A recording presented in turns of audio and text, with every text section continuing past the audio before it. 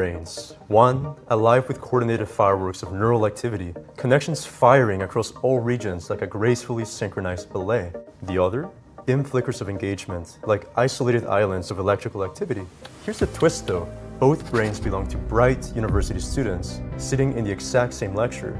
Same professor, same material, equal intelligence, and equal interest in the subject. So why the difference in brain activity? One holds a trusty pen poised over line paper, while the other's fingers hover over a laptop keyboard. This neural contrast is just one piece of mounting evidence suggesting that our rush through digital convenience may come with significant cognitive costs.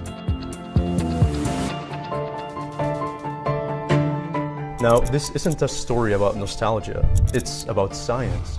We live in the age of digital everything, where we can type from the comfort of our beds and store notes in the cloud. But what if the most powerful learning tool costs just 50 cents and fits in your pocket? The pen, they say, is mightier than the sword. Yet have you ever been told it might be mightier than the keyboard? As early as the 1980s, it was well documented that note-taking was significantly more effective for learning than just passively listening. The pen, no doubt, was mighty.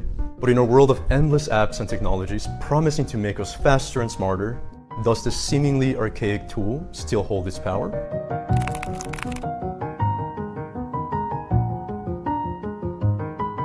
In 2014, researchers Paul Mueller and Daniel Oppenheimer designed an elegant experiment to test the quality of learning while taking notes by hand versus notes on a laptop. Princeton University students watched TED Talks while taking notes half by hand and then half on laptops.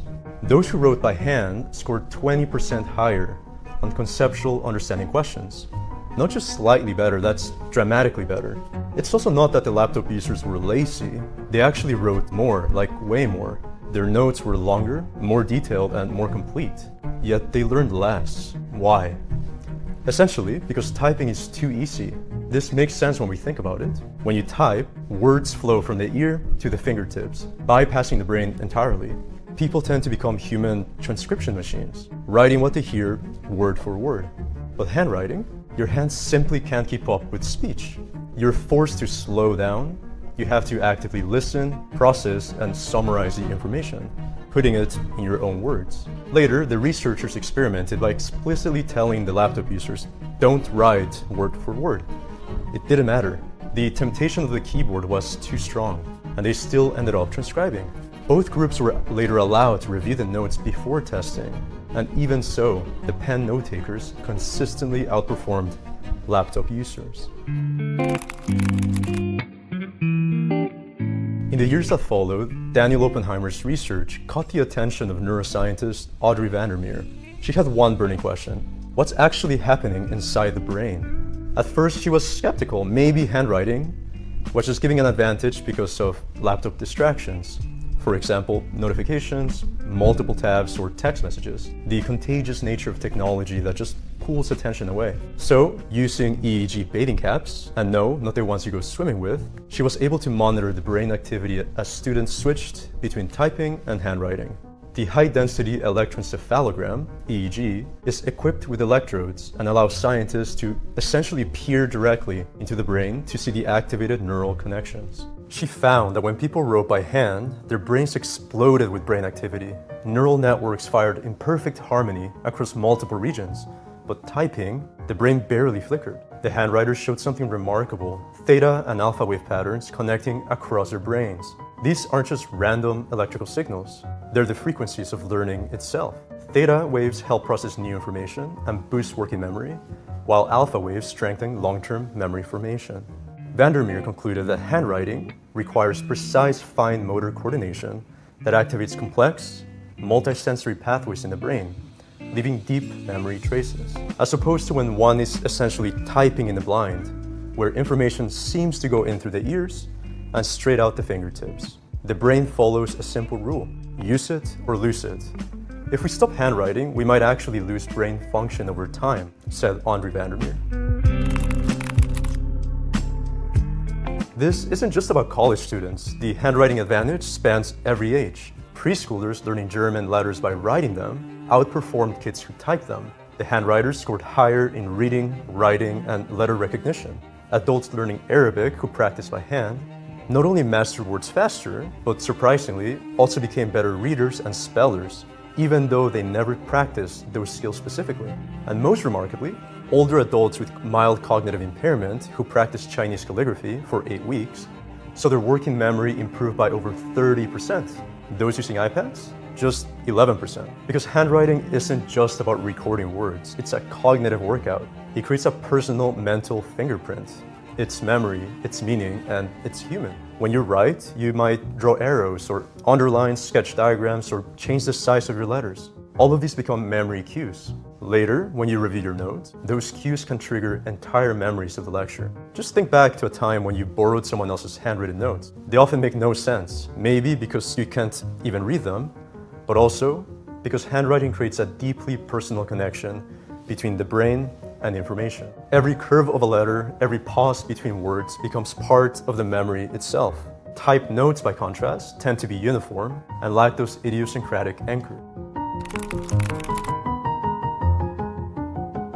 Now, there's no doubt that typing can feel productive, so do tablets, ebooks, and of course AI tools. But when it comes to real learning, convenience often comes at a cost. Daniel Oppenheimer suggests that people seek desirable difficulties that compels them to engage earnestly with the material, like trying to reframe information in their own words, or just discussing what they have learned with other people. Most people don't naturally engage in these strategies because they are harder, and we tend to prefer ease to difficulty. But thinking harder is good for learning. Abraham Flanagan, a researcher on the same subject, tells the story of a diligent and studious girl in one of his classes. The girl was exceptionally motivated. She arrived to class early, she always sat up front, and submitted her assignments on time. Yet she also always typed her notes during class. She typed so fast that she could have been a courtroom transcriptionist. Yet she struggled. The lectures just weren't sticking for her. Despite copious notes, the information went in one ear and then out the other.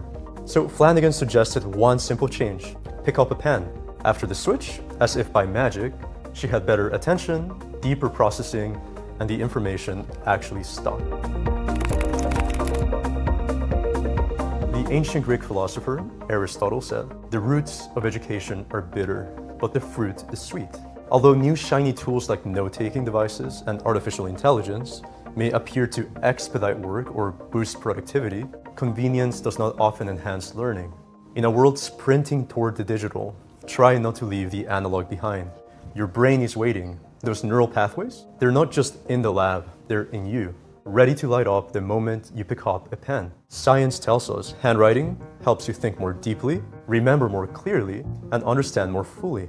Vandermeer laments that it's a shame to see that many teachers now meet children who barely know how to hold a pencil. She hopes that people rediscover the value of handwriting, be it through poems, love letters, or even simple grocery lists. So keep a pen in your pocket, write that to-do list, keep a journal, and let your kids draw with crayons. Because every stroke of ink builds a stronger, sharper, and more connected brain. Handwriting has always been more than just a skill. It's a reflection of personality, of individual and cultural identity. For thousands of years, humans have pressed meaning into marks. Cave paintings, ancient scrolls, the Constitution. Each stroke carries a unique imprint of the person behind it. For some, it's even a form of art, celebrated for its finesse and beauty. And beyond all that, handwriting is part of our cultural heritage. It's part of what makes us human.